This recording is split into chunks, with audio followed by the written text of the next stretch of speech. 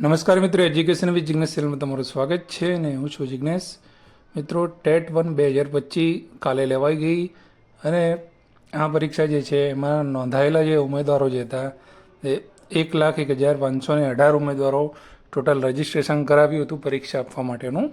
અને હાજર ઉમેદવારોની વાત કરીએ તો 91,627, એટલે કે ટેટ 1ની જે પરીક્ષા રહી એ 3 માધ્યમોમાં લેવાય છે, ગુજરાતી, હિન્દી અને અંગ્રેજી. તો 3 માધ્યમો થઈને 91,627 ઉમેદવારો જે છે હાજર રહ્યા હતા. ગેરહાજર ઉમેદવારોની વાત કરીએ તો 9,891 ઉમેદવાર જે છે એ એબસેન્ટ રહ્યા હતા.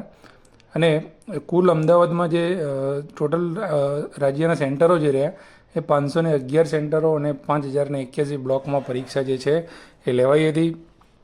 ગઈ વખતે જે 2023ની પરીક્ષા લેવાઈ હતી એ 2023ની પરીક્ષા કરતાં આ વખતે 18,348 જેટલા ઉમેદવારો વધારે નોંધાયા હતા.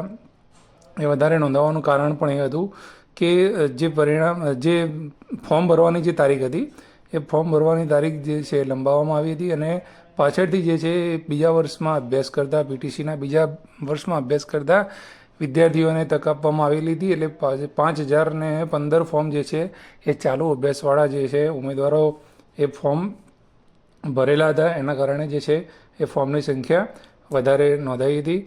પેપરની વાત કરીએ તો પેપર કેવું રહ્યું હતું, તો પેપર જે છે એ મોડરેટ પ્રકારનું, એટલે થોડું લેન્ધી એવું લાગ્યું હતું ઉમેદવારોને. અને એમાં જે અમુક અંગ્રેજી પદ્ધતિશાસ્ત્ર જે છે એના પ્રશ્નોના જવાબ લખવામાં થોડી વાર લાગે એવું હતું. ગણિત અને ગુજરાતી અને બધાની અંદર પદ્ધતિશાસ્ત્ર જે છે કે જે પ્રમાણે પ્રશ્નપત્રનું માળખું આપણને આપવામાં આવેલું હતું, જે રીતે અભ્યાસક્રમ આપવામાં આવેલો હતો એ પ્રકારેનું જે પેપર જે છે એ પૂછાયું હતું. અને 2023ની સરખામણીમાં વાત કરીએ તો પેપર જે છે એ અઘરું લાગેલું હતું ઉમેદવારોને. એટલે જે પણ પરિણામ જે છે એ ગઈ વખતે જે પરિણામ આવ્યું હતું એના કરતાં આ વખતે જે પરિણામ જે રહ્યું એ થોડું ડાઉન જાય એવું હાલમાં લાગી રહ્યું છે. પછી ખબર નહીં હવે કેવી રીતના આવે છે, પછી ખ્યાલ આવશે. આ તો પરીક્ષા હવે લેવાઈ ગઈ છે, પણ હવે તમારા માર્ક્સ કેટલા થાય છે, શું છે, તમારે ચેક કરવું હોય તો જુદા જુદા અમુક ક્લાસીસવાળાને લોકો જે છે પ્રોવિઝનલ આન્સર કી પોતાની જે બનાવીને ફરતી કરેલી છે. ઘણી આન્સર કીઓ મેં જોઈ છે તો એની અંદર ઘણી બધી ભૂલો છે. એટલે તમારી જે ઓફિશિયલ આન્સર કી જે છે, પ્રોવિઝનલ આન્સર કી, એટલે અઠવાડિયાની અંદર જે છે એ એસસીબી રાજ્ય પરીક્ષા બોર્ડની વેબસાઇટ ઉપર પ્રસિદ્ધ કરવામાં આવશે. એ આપણે અહીંયા પણ તમને જાણ કરીશું. તો એ પ્રોવિઝનલ આન્સર કી અને તમારો OMR છે, બંને વસ્તુ તમને મળી જશે. એના ઉપરથી તમે અંદાજો લગાવી શકશો કે તમારા જે માર્ક્સ એ છે એ કેટલા થાય છે. પ્રોવિઝનલ આન્સર કી આવ્યા બાદ વાંધા અરજી રજૂ કરવાની રહેશે કે જે તમને કોઈ પ્રશ્નમાં તકલીફ હોય તો તમે પ્રૂફ સાથે બોર્ડનો ઈમેલ હોય છે એના ઉપર ઈમેલ તમે કરી શકો છો. અને એની અંદર કોઈ પણ સરકારી પુસ્તક જે હોય છે એમાં જે પ્રશ્નના જવાબ આપેલા હોય કે કોઈ માહિતી આપેલી હોય એનું પ્રૂફ જ માન્ય ગણવામાં આવતું હોય છે. તો અઠવાડિયાની અંદર પ્રોવિઝનલ આન્સર કી આવી જશે. અને પરિણામ ક્યારે, તો પરિણામ વિશેની પણ માહિતી થોડી ઘણી એવી મળેલી છે કે ફાઇનલ આન્સર કી અને ટેટ 1નું પરિણામ જે છે એ આગામી 15 જાન્યુઆરી સુધીની અંદર આવી જશે એવું લાગી રહ્યું છે. તો આ વિગત છે કે 15 જાન્યુઆરી સુધીમાં તમને ખબર પડી જશે કે તમારું પરિણામ શું છે.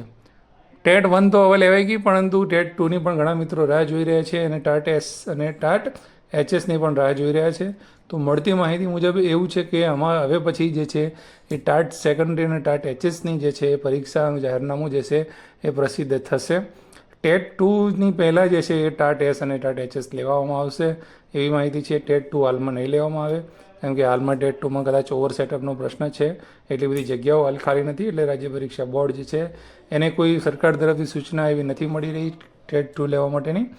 તો ટાટ એસ અને ટાટ HS શા માટે? એટલા માટે કે ઘણા વિષયો એવા છે કે જેની અંદર ઉમેદવારો એમને મળેલા નહોતા અને ઉમેદવારો જે છે 120+ મારા જે છે બધા ઉમેદવારોને લઈ લેવામાં આવેલા હતા. છેક સુધીમાં એવા ઘણા બધા વિષયો છે તો એ વિષયની અંદર જગ્યાઓ ખાલી રહી છે. એટલા માટે જે છે એ ચોક્કસથી કદાચ ટાટ HSનું પણ પહેલાં આવી શકે છે. અને ટાટ એસનું જે વાત છે એનું પણ જાહેરનામું ટૂંક સમયમાં પ્રસિદ્ધ થાય. તો જે પણ મિત્રો તૈયારી કરતા હોય પરીક્ષાની એ તૈયારીમાં લાગી જજો, ટાટ એસ અને ટાટ HS વાળા. ટેટ 2 માટે પણ કોઈ બી અપડેટ આવશે તો આપણે આપણી ચેનલ ઉપર મૂકતા રહીશું. વિડીયો સારો લાગ્યો તો લાઈક જરૂરથી કરજો, શેર કરવાનું ભૂલતા નહીં. જય હિન્દ, જય ભારત, થેન્ક યુ.